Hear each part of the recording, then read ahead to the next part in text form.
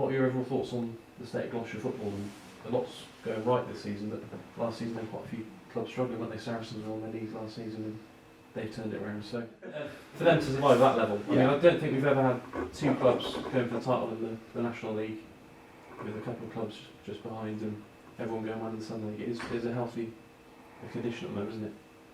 Yeah, I think with regards to the National League, it's no surprise that the teams that pay the most money end up near the top of the league. Cheltenham have been aided, I assume, this year by this parachute payment they get when they get relegated, which is why they're going for it big time this year, because they won't get that next year. So fingers crossed it happens. And obviously we all know Forest Green are being bankrolled.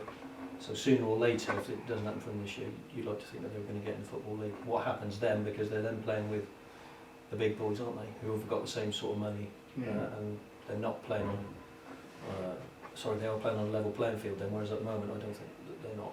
You hear vicious rumours about their wage bill and things like that, which is fine, that's good luck to them if that's what they want to do.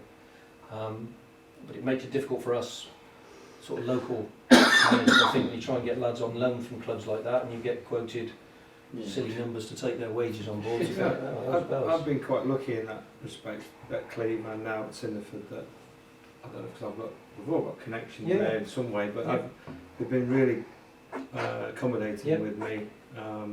Cheltenham have with us, to be fair. And Gloucester. I've taken Gloucester boys recently and the team's been very accommodating. But as I say, Cheltenham, because they've carried a bigger squad with a development squad alongside it, we've been able to tap into that. I know you had a couple, you've had a few as well, and you've got obviously Zach over there at the moment. So that's been a big plus, that we can lean on these bigger clubs to get their boys, and we're doing them a favour as well, so to give them game time, because no reserves.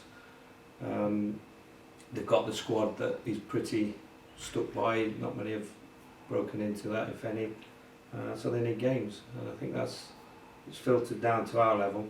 And you just look at the players that have been loaned out, even as YTs, scholars, they've gone on to get pro contracts, probably due to that they can cope with men's football. Whether they're good enough in the future to become a regular in the first team, you look at the track record, it's not great at Cheltenham. There's not many that come through the ranks and stay for 2, 3, 4, 5 years, which I'm sure that's something that they'll be looking at themselves. But it's good that we can lean on each other. Going back to the question about the hardest part is players that can leave in 7 days.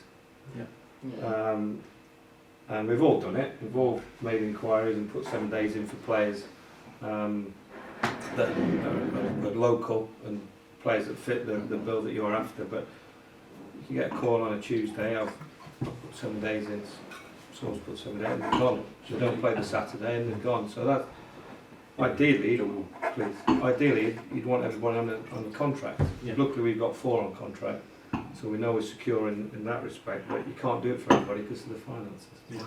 But the fact we can go on loan players, and to say they've been pretty good with the finances. So parachute payments, Keith, you mentioned that they're getting bigger. Do you think that's a bad thing or a good thing? That it looks like there's going to be more of a gulf. 100% next year if you get relegated from the Football League this year. Well, obviously if you're relegated, it's a fantastic thing, because you've got finances to play with.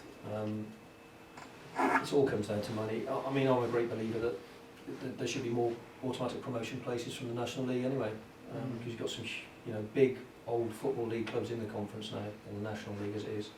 And if it was 2 up, I think, or 3 up even, it wouldn't detract from anything that's in the Football League.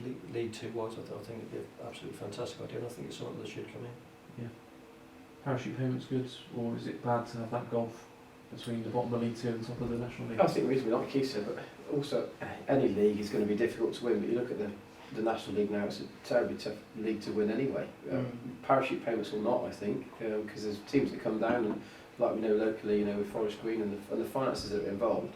I think it's still a really tough league to win. Just like the Southern League is, just like our league. I wouldn't put Cheltenham.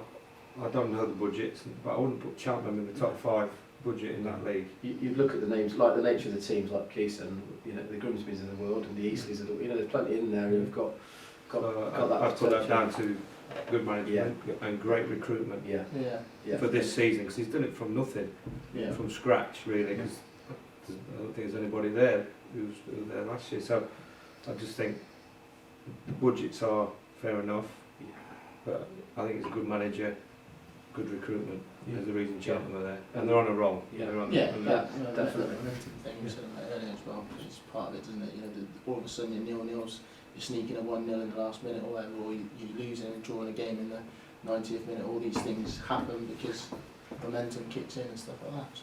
I think the parachute payments, I mean, it's a little bit of a loosener for them, isn't it, at the end of the season if they do get relegated. It just helps that thought probably behind the scenes, not necessarily in the dressing room or with the manager or anything else, because you don't really want that on your CV, but the fact is it gives you that opportunity maybe.